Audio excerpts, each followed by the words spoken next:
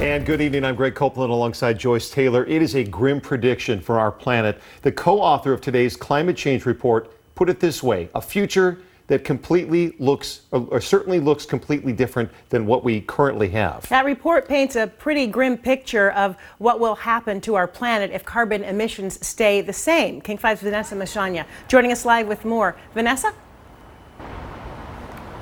Well, Joyce and Greg, we're here in front of Pike Place Market because the seafood industry, according to this report, is going to take a pretty big hit in the decades to come. And it's not just going to be felt at places like the market or in coastal communities, but really everyone in the state will be feeling the impacts.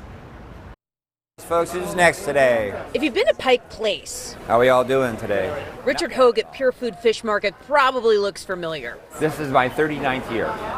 He hired me away from my old accounting job, and I've been doing this ever since. Can I help someone else today? Who's next? It's a job he loves, but as he approaches his fourth decade, the seafood industry could be treading uncertain waters in the decades to come.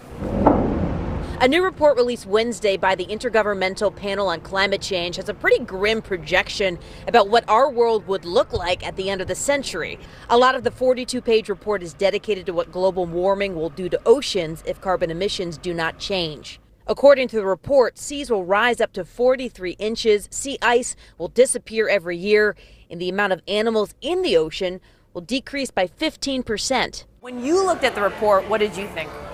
When I looked at the report, I think that what anybody would see is that we're in a really dire situation. Brett Verheusen is a Seattle-based fisherman and representative of Seafood Harvesters of America. He says that we don't have to wait to the end of the century to see the impacts on the seafood supply.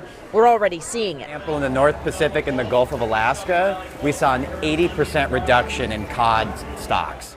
According to the latest data from UW-Washington Sea Grant, the state's fisheries, aquaculture, seafood industry, it's all worth $1.2 billion, creates about 10,000 jobs, and generates $500 million in wages. We absolutely need better science and better policies so that we can have consumers, we can have shipping companies, we can have processors, and we can ultimately have fishermen be able to respond and have access to these seafood in the future. It's not a bleak picture, but it's just we have to learn to take care of the environment. Richard Hogue, the optimist, is holding out hope for the industry he loves, because what would Seattle be without people like him in places like this? It wouldn't be Seattle anymore.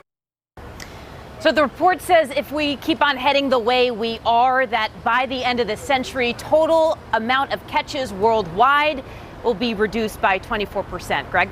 So Vanessa, I mean, isn't that the big question? What exactly would the impact be on our economy if local fisheries took a massive hit?